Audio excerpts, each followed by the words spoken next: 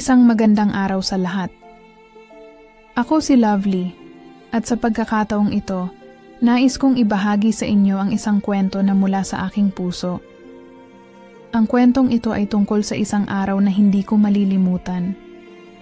Isang araw na nagbigay ng kakaibang takot at ligaya sa akin at pati na rin ang isang lihim na nagbago ng lahat.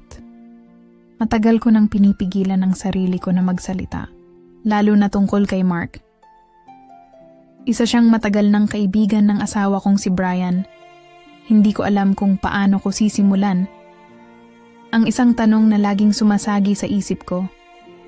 Paano ko ipapaliwanag kung ano ang nangyari? Lahat ng ito ay parang isang panaginip, pero hindi. Isang bangungot na naging totoo. Dumating si Mark sa bahay namin nang hindi inaasahan. Dati, palagi siyang bumibisita, kaya't hindi ko na ito inisip ng malalim. Sabi ni Brian, okay lang daw at wala naman daw magiging masama. Kaya nang dumaan si Mark at nagpaiwan saglit, hindi ko na tinutulan. Pero hindi ko alam, habang tumatagal, parang may hindi tama. Ang mga mata ni Mark, ang bawat sulyap na parang may nais iparating. Parang hindi na lang ako pwedeng umalis. Matapos ang ilang sandali, bigla niyang sinabi, alam mo, Lovely, kung ako si Brian, hindi kita pababayaan ng ganito. Nabigla ako at parang isang malamig na pwedeng mangyari. Parang may iniiwasan ako, ngunit wala akong magawa. Nagkatinginan kami, at sa kabila ng takot, napansin kong hindi na ako nakapagpigil. Bigla niyang hinawakan ang kamay ko at walang sabi-sabing hinila ako papalapit sa kanya. Mark, anong ginagawa mo? Bago pa ako makapagsalita, isang matinding halik ang dumapo sa labi ko. Nagpumiglas ako ngunit tila wala akong magawa. Mas malakas siya kaysa sa akin. Mabilis na idinikit ang katawan niya sa akin at sa isang iglap, nahulog kami sa kwarto. Napakasakit. Hindi ko alam kung anong nangyari. Parang ang katawan ko ay hindi ko na kontrolado. Ang matinding takot at ang sakit ng mga pangyayari ay pinilit kong itago, ngunit nangyari na. Iniiwasan ko na ang mga galit na nararamdaman ko. Hindi ko alam kung paano ko ipapaliwanag kay Brian. At mas lalong hindi ko alam kung paano ko sasabihin sa kanya ang katotohanan. Kasalanan ko ba ito? O may kasalanan ba si Mark? Hindi ko alam kung ano ang totoo. Nakatingin ako sa salamin at nakita ko ang isang hindi ko makayanan na pangyayari. Ang hirap. Nais kong sumigaw, pero walang lumalabas na salita. Hindi ko alam kung paano ko ipapaliwanag ang lahat ng ito kay Brian. Lahat ng ito ay nagsimula sa isang simpleng bisita. Pero ngayon, magkaibang mundo na ang naghihiwalay sa amin. DJ Serene, naguguluhan ako. Bawat saglit ay parang tinatanong ko ang sarili ko kung tama ba ang nararamdaman ko. Hindi ko alam kung paano ko haharapin si Brian. Hindi ko alam kung paano ko sisimulan ang kwento ko. At sa ngayon, ang sigurado lang ako, galit ako. Galit kay Mark at galit din sa sarili ko. Natatakot akong hindi ako paniwalaan ni Brian. Kung kaya't nagsusumamo ako sa iyo, DJ Serene. Pwede ba kitang tanungin? Pwede ba akong magsabi ng totoo kay Brian? Pwede ko bang ipaliwanag ang lahat? Sa mga oras na ito, habang sinusulat ko ang mga salitang ito, hindi ko maiwasang balikan ang mga panahon ng aming magkasama.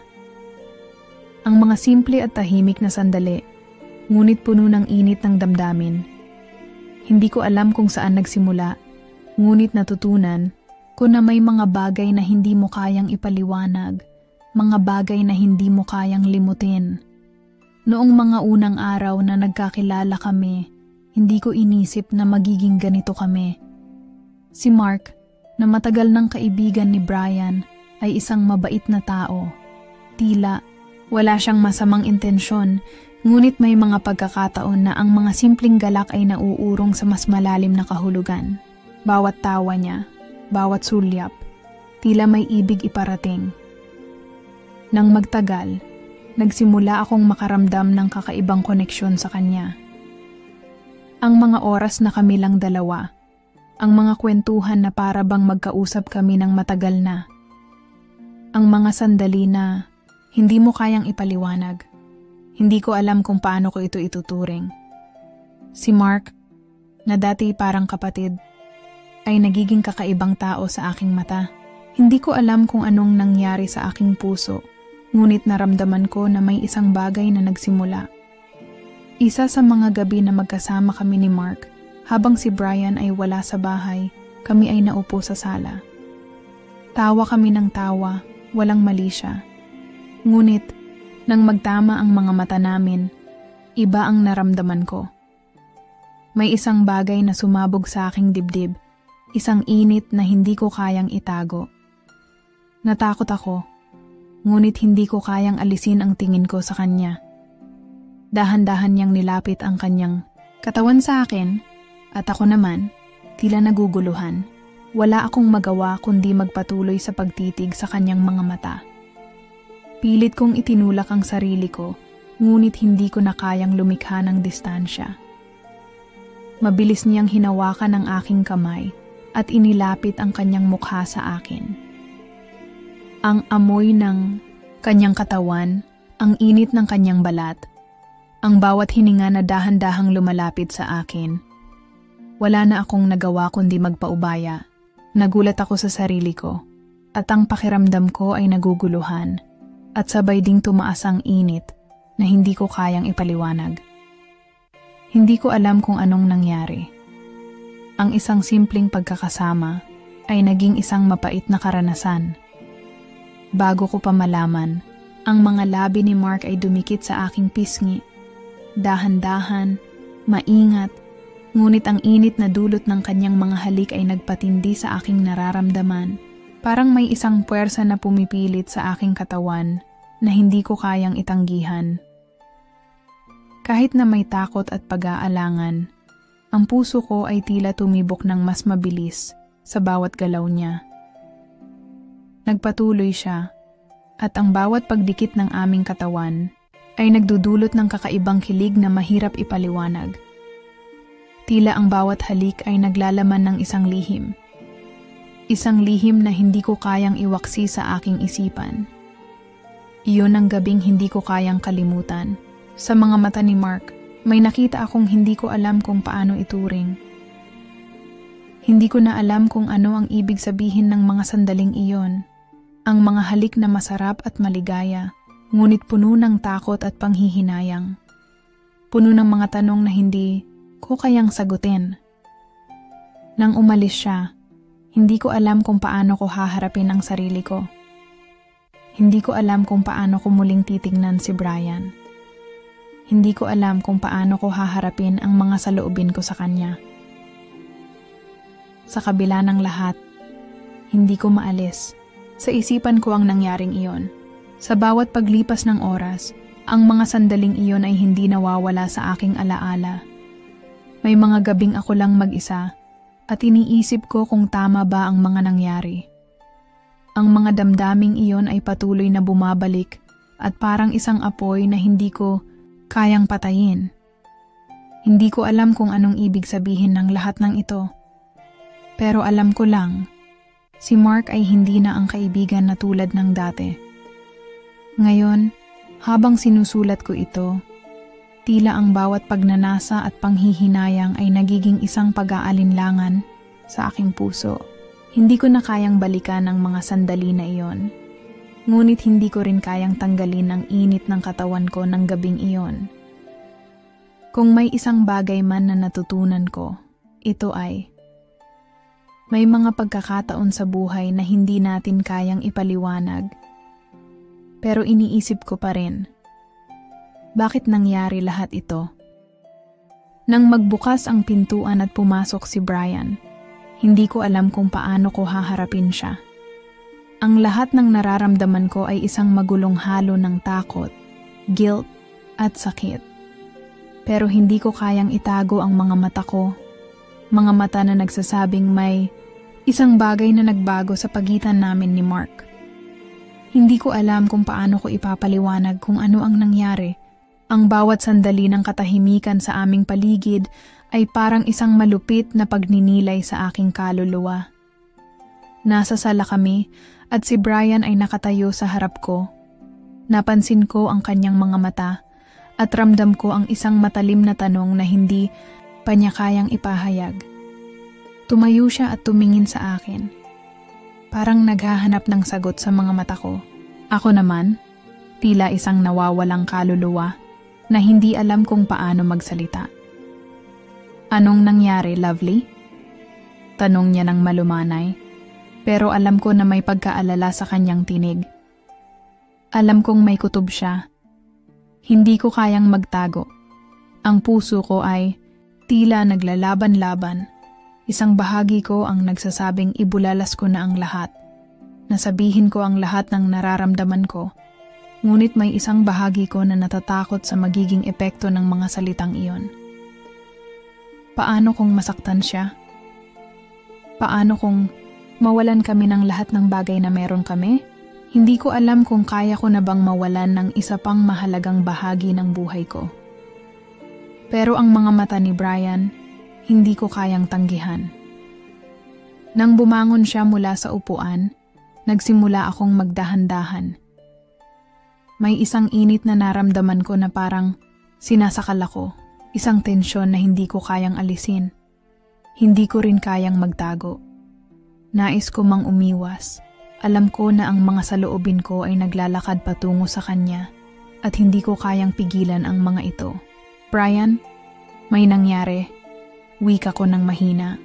Hindi ko kayang tingnan siya ng matagal, kaya ibinaba ko ang aking ulo.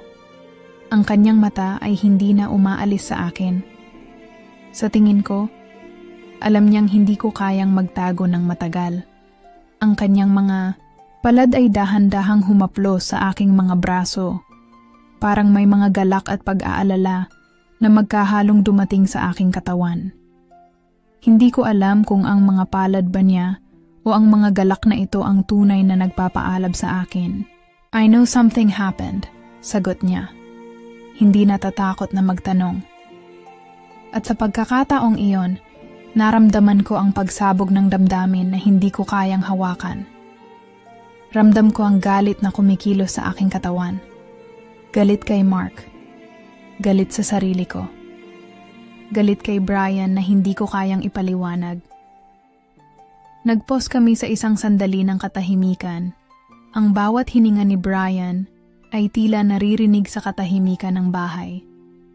Hindi ko alam kung bakit, pero may isang bagay sa bawat silakbo ng aking katawan na nagsasabing, sabihin mo na, isalaysay mo ang lahat. Ngunit ang mga labi ko ay walang kakayahang magsalita. Walang laman ang aking isip maliban sa isang larawan. Si Mark, nakangisi, nakalapit, at ang init ng gabing iyon. Hindi ko kayang ilabas ang mga katagang iyon, kaya't ang ginawa ko ay nagsimula na lang akong maglakad palayo. Naramdaman ko ang mga mata ni Brian sa aking likuran, hanggang sa maramdaman ko ang kamay niyang humawak sa aking braso. Lovely, please, tell me, hiling niya. Dinig ko ang tunog ng takot at alalahanin sa kanyang tinig. Ang puso ko ay biglang kumabog ng mabilis. Pumiglas na siya sa lahat ng lihim na itinatago ko sa kanya. Ang mga sandaling iyon ay parang isang mabigat na pasanin, at alam kong pareho kaming nalulunod sa tensyon. Hinawakan ko ang kamay niya, ngunit hindi ko pa rin kayang magsalita. Parang may humahadlang sa aking bibig. Mga salitang naiinis sa aking isipan, ngunit hindi kayang magtaglay ng lakas upang lumabas. Brian, umabot sa dulo ng aking mga labi. Hindi ko alam kung anong nangyayari sa amin. Hindi ko alam kung anong magiging resulta ng mga susunod na araw. Ngunit alam ko lang, sa bawat sandali, ang galit ko kay Mark ang guilt ko sa aking sarili, at ang takot ko sa pagkatalo ay patuloy na sumasabog sa bawat pagtibok ng aking puso. Huwag mong tanungin kung anong reaksyon ni Brian. Ang reaksyon ko sa sarili ko, ang hindi ko kayang tanggapin. Iyon ang gabing nagsimula ang lahat ng pagbabago sa buhay ko. Ang mga susunod na hakbang ay maghahatid sa amin sa mas malalim na tubig, at wala akong alam kung ano ang kahihinatnan. Nasa isang madilim na kanto ng aking isipan, ako'y natigil. Pumapasok sa akin ang lahat ng mga katanungan at mga tanong na hindi ko alam kung paano ko sasagutin. Hindi ko alam kung paano haharapin ang sitwasyon na nagulo ko sa aming buhay ni Brian. May mga pagkakataon na akala ko kaya ko. Pero sa bawat minuto ng pag-iisip ko, mas lalo akong nababahala. Nagpapaikot-ikot sa akin ang mga imahe ng gabing iyon. Si Mark, ang kanyang mga kamay, ang kanyang mga mata, ang bawat galaw niya, napilit kumikilos sa katawan ko. Nakakalimutan ko na rin kung ano ang mga sumunod na nangyari. Pero ramdam ko pa rin ang bigat sa dibdib ko. Hindi ko kayang pagtakpan ang lahat ng ito. Ipinaglalaban ko na lang ang sarili ko mula sa mga sakit na dulot nito. Bawat galak at kasiyahan na ibinibigay ko kay Brian ay parang isang kasinungalingan. Masakit ang bawat hakbang na tinatahak ko kasama siya. Ngunit ang nararamdaman ko sa bawat galak na dulot ng kanyang mga salita ay naiiba. Hindi ko na siya kayang lokohin pa. Hindi ko kayang magsinungaling. Ilang linggo na ang lumipas mula nang sabihin ko sa kanya ang tungkol kay Mark. Ngunit ang mga mata ni Brian ay tila hindi matanggal sa mga imahe ng gabi. Hindi siya nakangiti tulad ng dati. At bawat tanong na itinatapon niya ay parang isang pag-iimbestiga sa aking kaluluwa. Alam kong may mga pagkakataon na natatakot siya sa mga sagot na ibinibigay ko. Ngunit hindi ko rin kayang sabihin ang buong katotohanan. Pumunta ka ba sa kwarto? Tanong niya isang araw habang nag-uusap kami sa hapagkainan. Mahirap siyang tanungin ng ganon, pero hindi ko kayang pigilan siya. Ang mga mata niya ay naglalaman ng mas maraming mga tanong kaysa sa mga kasagutan na maibibigay ko. Ang mga tanong na yon ay parang mga tinik sa aking katawan. Oo, sagot ko. Hindi ko kayang itago. Sa kabila ng lahat ng takot at paghihirap, hindi ko kayang magtago mula sa kanya. Matapos ang ilang saglit ng katahimikan, nagpatuloy siya. Bakit? Mahirap. Ngunit nang matapos niyang itanong, nakita ko sa mga mata niya ang isang pagnanais na malaman ang lahat. Siya na ang unang nagbigay ng pagkakataon para magtanong. Kung gusto niyang malaman, babanggitin ko lahat ng nangyari. Nag-umpisa na naman akong mag-isip ng malalim. Hindi ko kayang bumangon. Wala akong lakas upang magpatuloy. Pinili ko na lang na magsalita ng mahinahon at walang pag-aalinlangan sa mga susunod na araw. Hindi ko alam kung anong mangyayari sa aming relasyon. Para bang may nakatagong lihim na matagal ko nang dinadala sa aking dibdib. Ngunit gusto ko na itong bitawan. Ang mga tanong ni Brian ay hindi natatapos. Habang iniisip ko kung paano ko siya papatawarin, naiisip ko ang mga kasunod na hakbang. Tinutuklas ko na ang mga sagot na makakapagbigay liwanag. Ngunit pati ang puso ko ay hindi ko kayang itago. Wala akong alam kung anong mangyayari. Dahan-dahan, ako'y nagbabalik loob. Ngunit wala akong kasiguraduhan sa aming relasyon. Minsan, naiisip ko kung sino ba ang talagang may kasalanan. Kami ba o ang mga nangyari sa pagitan namin? Si Mark ba ang may dahilan kung bakit nagbago ang lahat? At ako ba ay nagkulang sa pagmamahal kay Brian? Hindi ko alam. Kung minsan, iniisip ko na baka ang lahat ay isang masalimuot na eksena na may kasamang mga pagdududa at pananakit. Ngunit ang tanong na ito ay hindi ko kayang sagutin ng buo. Ang mga sumunod na araw ay tila napakabigat. May mga pagkakataon na nais ko lang umiwas kay Brian, ngunit hindi ko kayang magtago. Alam ko na may mga bagay na kailangan ko talagang harapin. Habang ang kanyang mga mata ay palaging nakakapit sa akin, ako'y natatakot sa mga posibleng mangyari. Hindi ko alam kung kailan o kung anong susunod na mangyayari sa amin. Ngunit naiisip ko na walang ibang solusyon kundi ang itaguyod ko ang aking mga pagkakamali. Puno ng galit, puno ng takot, at puno ng pasensya. Huwag na sanang dagdagan pa ng kalungkutan sa mga oras na ito. Minsan gusto ko na lang itapon ang lahat ng nangyari at maglakad palayo. Subalit, sa bawat hakbang ko palayo, ang mga tanong ay bumabalik. Ang mga alalahaning matagal ko nang tinatago ay bumangon muli. At kasabay ng mga tanong na iyon, isang matinding pakiramdam ng panghihinayang at galit ang sumunod, puno ng kabiguan, puno ng hindi pagkakaintindihan. Pero sa kabila ng lahat ng iyon, isa lang ang tanong na hindi ko kayang alisin. Ang nangyaring iyon ba ay isang pagkakamali? Si Mark, si Brian, ang mga bagay na ginawa ko. Pati ang bawat kilig na naramdaman ko sa kanya, na hindi ko na kayang itago. Lahat ng iyon ay tila nagsisilbing bahagi ng isang larawan na hindi ko kayang buuin muli. Para bang bawat galak na nadama ko ay nagbabalik sa isang hindi inaasahang realidad, isang sitwasyon na hindi ko na kayang kontrolin. Ako'y puno ng pag-aalala, DJ. Hindi ko alam kung anong magiging reaksyon ni Brian kung malalaman niyang ang mga nararamdaman ko sa kanya ay hindi sapat.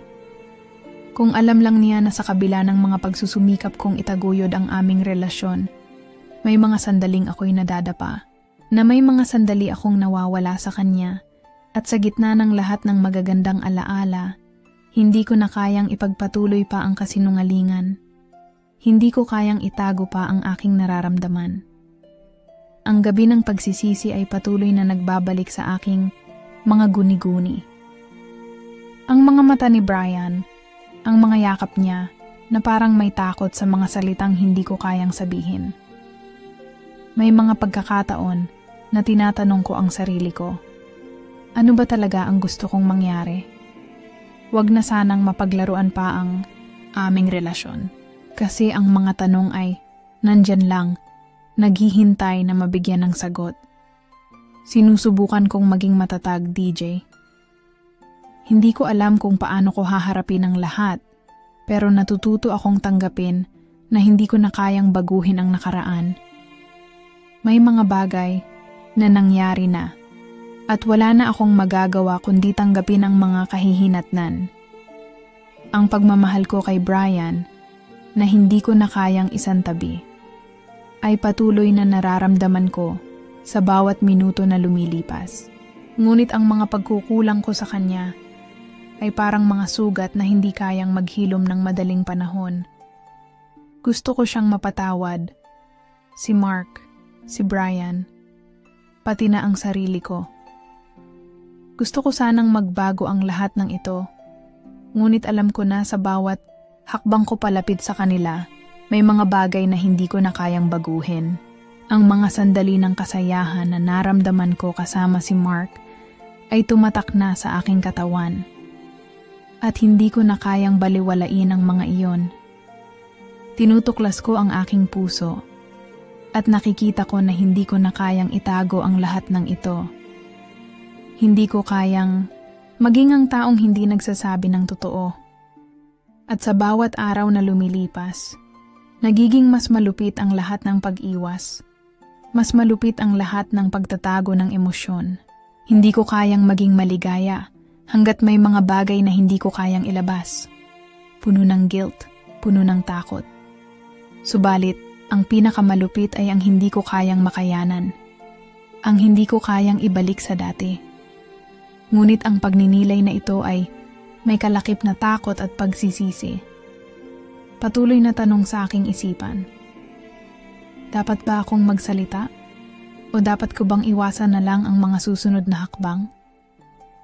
Huwag ko sanang saktan pa si Brian. Hindi ko kayang masaktan siya. Pero sa sarili ko, nadarama ko ang sakit na dulot ng pagkatalo. Hindi ko na kayang magtago pa. DJ, hindi ko na alam kung anong nangyayari sa buhay ko. Lahat ng mga desisyon ko, nagiging mahirap. Ang nararamdaman ko ngayon ay parang isang walang katapusang gulo. At kahit anong gawin ko, parang hindi ko na kayang baguhin ito. Habang patuloy, kung pinaproseso ang mga nangyari, isang gabi, dumating ang hindi inaasahang balita. Ang balitang iyon ay nagbukas ng isang bagong tanong sa aking isipan. Isang tanong na ang sagot ay hindi ko inasahan. Isang impormasyon na, kung titingnan ko, ay maaaring magbago ng lahat ng pananaw ko sa buhay. Si Brian, ang asawa ko, ay may natuklasang lihim. Isang lihim na matagal nang itinagong sa kanya. Nalaman ko ito mula kay Mark, hindi direkta, kundi sa isang pagkakataon na kami lang dalawa ang nag-usap ng masinsinan. Matapos ang lahat ng nangyari, hindi ko akalain na ang mga salitang ibinanggit niya ay magiging susi sa isang mas malalim na katotohanan. Alam mo, Lovely, sabi ni Mark ng dahan-dahan, hindi lang ikaw ang may mga itinatagong bagay sa buhay mo. Si Brian din, may lihim na hindi mo alam. Nagulat ako. Hindi ko agad naiwasan ang matinding kabang sumunod. Anong ibig mong sabihin? Tanong ko. Hindi mawari kung anong kahulugan ng kanyang mga salita. Puno ng pagdududa, takot, at pag-aalala. Ngunit, hindi pa rin siya sumagot agad.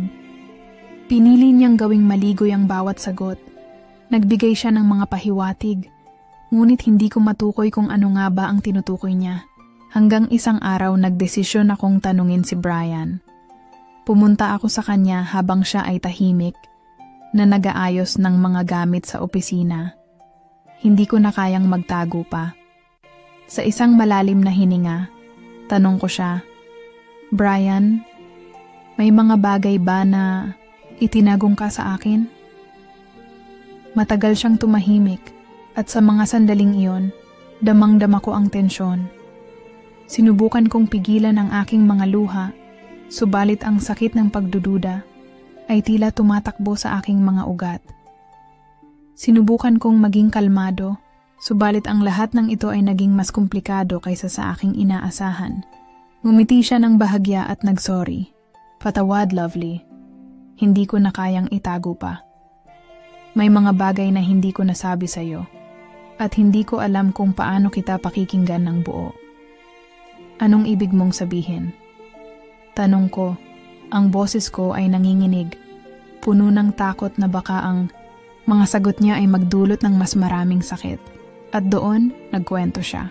Sinabi niyang may mga desisyon siyang ginawa noon na hindi ko alam. Mga bagay na hindi ko kayang intindihin. Sinubukan niyang itago ang mga pagkakamaling ginawa niya. Dahil natatakot siyang mawalan ako. At doon ko nalamang, may mga pagkakataon, pala na si Brian ay hindi kasing tapat tulad ng inaasahan ko. DJ, naguguluhan ako. Hindi ko alam kung anong ibig sabihin ng lahat ng ito. Si Brian, ang lalaking iniisip ko'y tapat, ay may sariling mga lihim din pala. At si Mark, ang kaibigan ng asawa ko, ay may malalim na koneksyon sa mga lihim na ito. Ano ang kahulugan ng lahat ng ito? Kung pareho kaming may tinatagong lihim, sino ang may karapatang magsabi ng totoo? Sino ang may karapatang magsisi? Ang galit ko kay Mark at kay Brian ay tumindi. Ang mga salitang binanggit nila ay nagbigay ng mas malaking sugat sa aking puso. May mga pagkakataon na naiisip ko kung mas magaan ba kung hindi ko nalaman ang lahat ng ito. Pero hindi ko na kayang iwasan ang mga tanong. Hindi ko kayang palampasin ang pagkakataong malaman ang mga lihim na ito. Hindi ko pa rin alam kung anong dapat kong gawin. Dapat ba akong magtago pa? O dapat ko bang aminin ang lahat kay Brian? Kung hindi ko pa nasabi sa kanya, magiging mas mahirap bang magpatawad at magpatuloy? Sino ba ang may karapatang magsabi ng totoo ngayon? Ang lahat ng ito ay nagbukas ng isang bagong kabanata sa buhay ko. Hindi ko alam kung anong darating, pero alam ko lang, hindi ko na kayang magpanggap.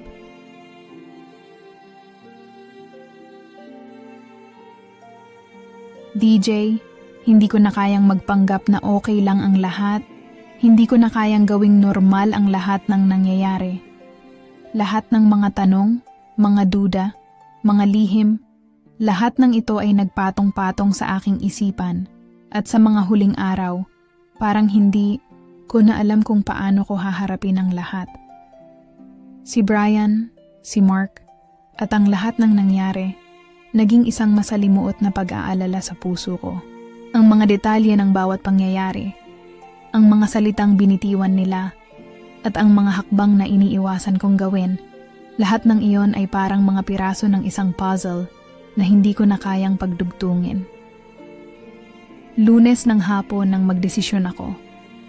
Nandyan na ang pagkakataon. Mag-uusap kami ni Brian. Hindi ko na kayang magtago at alam kong hindi ko kayang makipaglaro ng mga paligoy-ligoy pa. Kung mayroong dapat malaman, ito na ang oras. Pumasok ako sa bahay at natagpuan ko siya sa sala. Nakaupo sa sofa, ang mga mata niya ay puno ng kabiguan. Wala siyang sinabing kahit ano, pero ang tensyon sa pagitan namin ay halos mabanggit. Alam kong may alam siyang hindi ko pa nalalaman, at siya rin ay may mga tanong na hindi ko kayang sagutin. Brian, sabi ko, ang boses ko ay puno ng lakas ng loob ngunit may konting pag-aalangan. Kailangan nating mag-usap. Tumayo siya. At ako'y pinanood lang niya ng malalim na tingin. Alam kong mayroon siyang iniisip at naramdaman ko ang bigat ng presyon sa kanyang dibdib. Ngunit ako, kailangan kong makuha ang sagot sa mga tanong na naglalaro sa isipan ko. Anong ibig mong sabihin, Lovely? Tanong niya. Malumanay, ngunit ramdam ko ang tensyon sa kanyang tinig. Gusto ko siyang patagilid.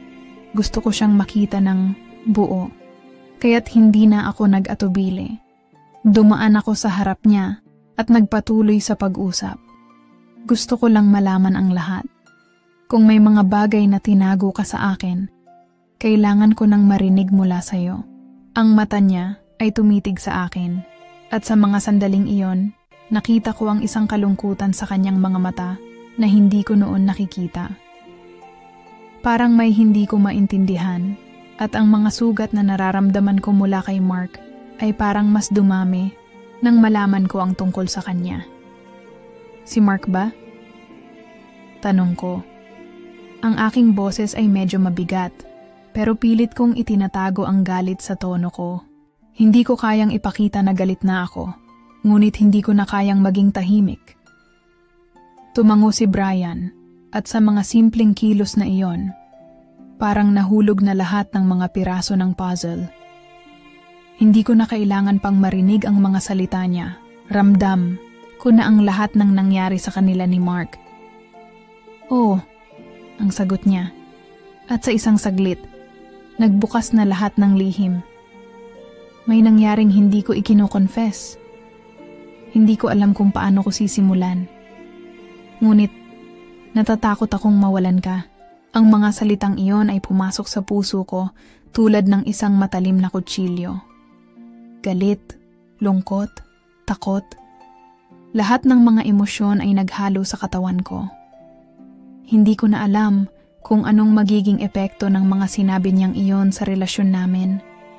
Hindi ko alam kung kayang tumagal ng puso ko sa lahat ng ito. Nandyan na ba siya, Brian? Tanong ko, halos hindi ko na kayang pigilin ang takot na dumarating sa bawat sagot niya. Nais ko sanang magalit, ngunit hindi ko alam kung paano ko siya pagsasabihan. Siya na lang ba ang may karapatang magtakip sa mga kasalanan? Si Mark, sagot niya. Ang mga mata niya ay tumulo ng luha. Sa simula, hindi ko rin alam kung paano ko papatawarin ang sarili ko. Ngunit hindi ko kayang makita kang mawalan ng tiwala sa akin. At sa mga sandaling iyon, nagsimula kong maintindihan. Hindi ko kayang pabayaan ang bawat relasyon sa buhay ko. Ngunit paano ko ipapaliwanag na hindi ko kaya? Kung sa mga hakbang ko, nawala na ako sa mga relasyon, paano ko haharapin ang hinaharap? Ngunit sa kalagitnaan ng mga tanong at mga sagot, isang bagay ang natutunan ko. Ang magpatawad, ang tanggapin ang mga pagkakamali, ay isang hakbang na mahirap gawin.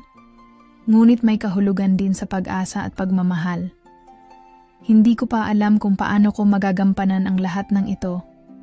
Pero alam ko, may pag-asa pa. May pagkakataon, patsa sa ngayon, ang mga sagot ay maghihintay pa. At ang pusong ito ay patuloy na maghahanap ng DJ, natapos na ang lahat ng mga tanong na nagpasakit sa puso ko. May mga sagot na hindi ko na kayang tanggapin. At may mga bagay na hindi ko kayang ipaliwanag. Lahat ng nangyari, parang isang mabigat na alon na hinampas ang bawat bahagi ng buhay ko.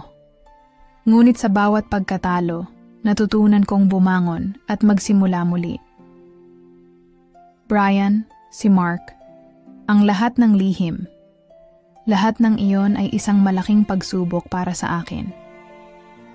Sa kabila ng lahat ng pag-aalangan at galit na naramdaman ko, natutunan ko na hindi lahat ng problema ay kailangang patagilid.